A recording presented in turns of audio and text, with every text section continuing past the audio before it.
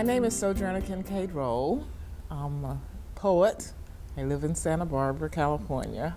I'm here to talk about my poem, myself really, and my poem Blackstreet, and what I would consider the antecedents to that poem. I'm born in a small town. It was small at the time when I was growing up in North Carolina, Marion, North Carolina, in the mountains, in the Blue Ridge Mountains. And you know, I came from a fairly large family. Many of my family members, the males, were in the military, including my father, who was a career Army paratrooper, the famous 82nd Airborne. So during my childhood, even though I mostly lived with my grandmother when I was in elementary school, my family did travel quite a bit, moving from base to base. Members of my family, we were all interchangeable. And my last 2 years, I actually went to live in Germany with my family, and I finished high school at Munich American High School. And when I came back to the United States, shortly afterwards, I moved to New York City, Brooklyn in particular. My very first job was at the New York Public Library. I consider myself fortunate. It feels like most of my life I've been, in my adult life, I've been somewhere near or around a library. And I've always loved books. I mean, even when I was a little girl, that was my preference. That was my play, was reading.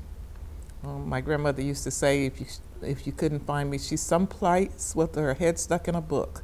So I consider that a great attribute, and probably the key to my success in life is that I was such an avid reader as a young person, even though I grew up in the segregated South. And during the days that I grew up, I didn't have a library card, and we could not, the black people in my town didn't use the library. It wasn't until I returned to my hometown as an adult that I actually got a library card, and by then I had already been working in libraries. Anyway, so during most of the 60s, I lived in New York City, and during the middle of the 60s, around 1965, I actually had a job working in Harlem, New York. For 1 year, I was a part of the Harlem Domestic Peace Corps, and I went around as a school resource officer, and I loved Harlem, I loved the legend of Harlem. I loved the music and all the famous things about the African American community, what we call the diaspora, that was associated with and emanated from Harlem. And even though I worked there during the week, on Sundays, my day off, I would still go to Harlem and just hang out in all the famous places. So I've always been heavily impacted by Harlem. Anyway, as time went on, I moved back to North Carolina, and then eventually I moved to California, and I've lived in California for the past 40 years. But my heart, I think my spiritual heart emanates from Harlem, even though I was never really a Harlem resident. It's just, to me, it has a special place in our African American lives, and so the other part of it is, we have a tradition of African American history, African history being sort of a sideline for a lot of people. For many of us, it's the centrality of our lives. Even growing up in the segregated South in North Carolina, we still had Negro History Week. And really, my name, Sojourner, which I added to my name in later life, emanates from a story that I didn't know until I decided that I would add Sojourner to my name, named after Sojourner Truth. That my mother in high school, as a part of Negro History Week, which is what we used to have in North Carolina, the history teacher said, okay, we're going to do a skit, and you can be anybody in history that you want to be. And my mother chose to be Sojourner Truth, and she didn't tell me that story until I told her that I was going to include Sojourner as my name. So I just built a very strong relationship to that whole history, and guess what? Sojourner Truth is known. In fact, there's a place in Harlem that she belonged to the Africa Church in Harlem, and she was a part of the what they used to call the Africa Church, but she had an apartment in Harlem. So in 2008, it happened to be the 50th anniversary of the well-known poetry book Howl which is a book-long poem by the poet Allen Ginsberg.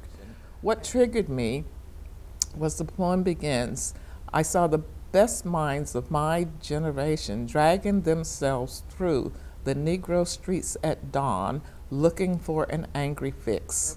Every large metropolis area had a sort of a well-known street that was identified as the Black Street. So I live on the Black Street. So that's one part of it. So my poem took that title, Black Street. I live on Black Street, not the Negro streets. But the second part is to say, and Black Street has a large history. And one of my issues with the poem by Allen Ginsberg was that once he got past just referencing the street where his friends would go out looking for an angry fix in the early dawn hours, they lived in Harlem because they were all students at Columbia University, which is right in the heart of Harlem.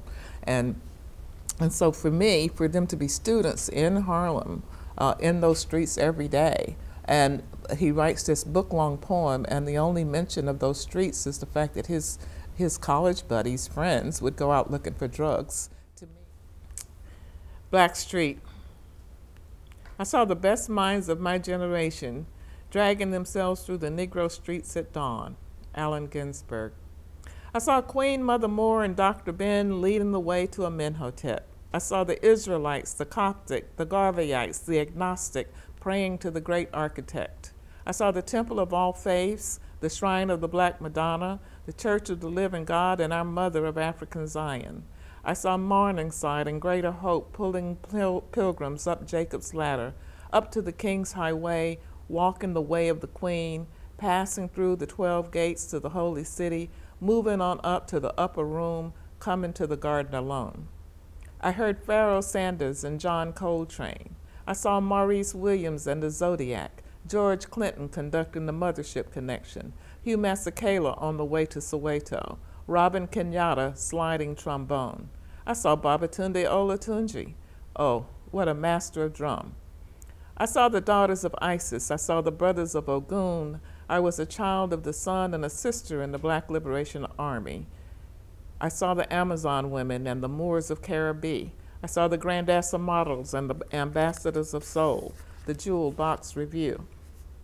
I saw Anthony and the Imperials, the Emeralds and the Diamonds. I saw the sophisticated ladies and the gentlemen of distinction. I saw the stars of Zion and the fruit of Islam. I saw the Globetrotters on Amsterdam Avenue. I live on Black Street, not like the Negro streets of Ginsberg's Howl. I live on the street where doo-wop swells the air, not like the primal yelps from atop Lookout Mountain or discordant growls fomented in the arid fruited plains. I live on Black Street. I dwell on Harlem Avenue. I ride on M.L. King's Highway. I follow Malcolm X's Town Freeway. I travel in the midnight of miles. I live in the Lady of Day. I bask in the sun of Ra. I live on Black Street. Moons rise over my Manhattan. I live in the offshore capital of Africa. I can plot the universal sky from atop my tenement roof. I can twirl the ballet swirl using Ailey's choreography. I can sing gospel from early dawn to the evening sun.